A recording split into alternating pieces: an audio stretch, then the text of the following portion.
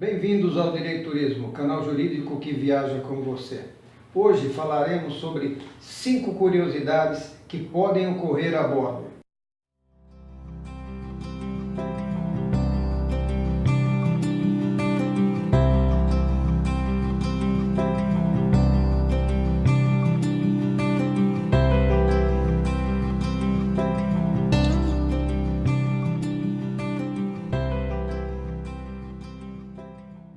A primeira delas refere-se à figura do piloto.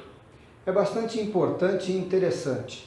O piloto, ele não pode ter a mesma refeição do copiloto. Isso porque se tiver alguma indisposição, obviamente o copiloto teria que assumir o comando da aeronave.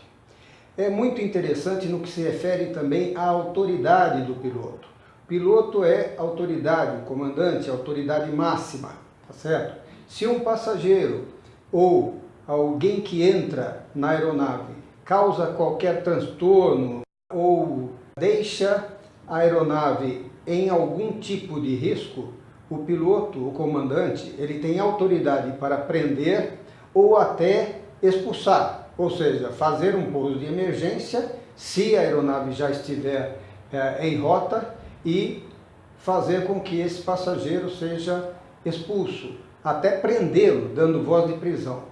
E o mais interessante, que muitas vezes nós não sabemos disso, no caso de haver alguma ocorrência de um mal-estar com o passageiro e ele ter algum risco de vir a óbito e precisar de uma manifestação de última vontade, o piloto, o comandante da aeronave, tem autoridade para fazer o testamento. Isso aí ele vai anotar no diário de bordo.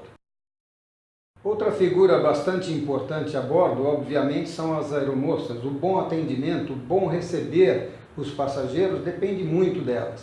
E elas, obviamente, passam por um treinamento bastante importante. Simplesmente, até o ato de colocar ou tirar um blazer é cansativamente treinado pelas aeromoças, tá certo?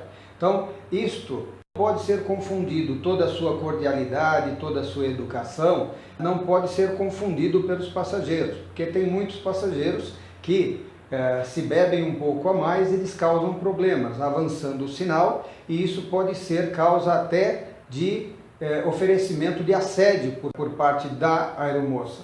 Então, tenham muito cuidado quando estiverem a bordo e forem bem tratados, não é? Então, isso faz parte de um treinamento, mas também não pode ser confundido. Isso é bastante importante. Outro fato bastante curioso e interessante é o nascimento a bordo.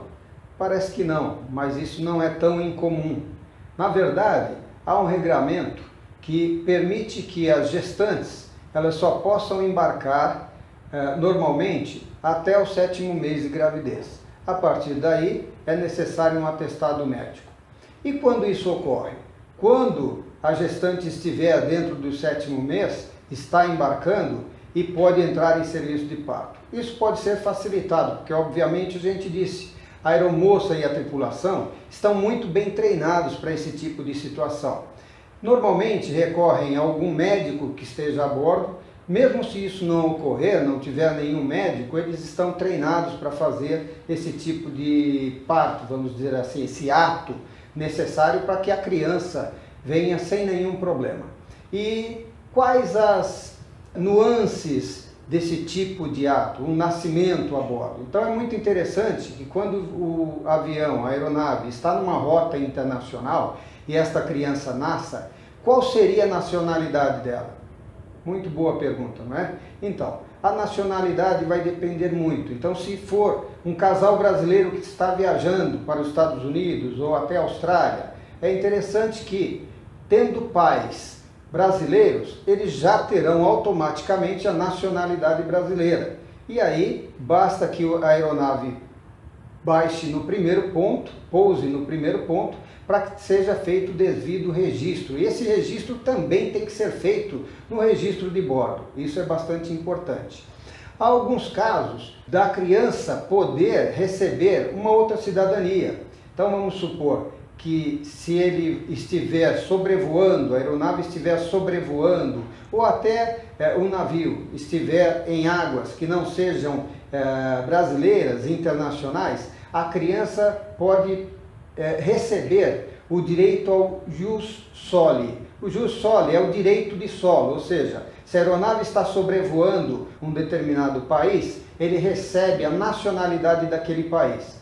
Então, há um acordo de 30 nações, do qual o Brasil faz parte, que inclui Estados Unidos, Canadá, Argentina, e são signatários desse acordo. É bastante importante porque uma criança pode nascer dentro dessas circunstâncias e receber, por exemplo, a cidadania brasileira e a norte-americana, por exemplo. Outro fato curioso que pode ocorrer a bordo é o óbito. Não é tão incomum. Às vezes o passageiro passa mal e ele pode entrar em óbito. E, como vocês sabem, a tripulação está bastante treinada para isso. Há alguns requisitos para que a tripulação faça com que isso ocorra no menor transtorno possível. Então, quais os cuidados que tem que ter quando o passageiro entra a óbito a bordo? Então, em primeiro lugar, é comunicado ao comandante e este passa o controle de tráfego aéreo. A partir desta comunicação ao controle de tráfego aéreo, ele vai fazer o pouso no primeiro ponto possível e já comunicar à sua companhia aérea, para que seja feito todos os procedimentos para recepcionar este corpo. É importante que passa por algumas etapas. Por exemplo, depois da comunicação ao comandante, o cadáver é levado a um lugar isolado da aeronave.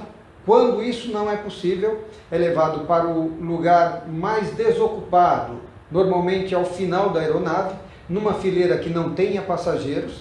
Este passageiro, cadáver, é colocado na posição mais confortável possível, é fechado os seus olhos e coberto com uma manta. Terminado esse procedimento de acomodação do corpo no fundo da aeronave, a tripulação terá a responsabilidade de contatar algum dos familiares para dar sequência nos procedimentos. Se você gostou desse artigo, acompanhe-nos na internet. Você tem qualquer dúvida ou questionamento, pode enviar um e-mail para nós, direitorismo@gmail.com, e nos acompanhe, se inscreva-se, cadastre-se em nossos canais de comunicação.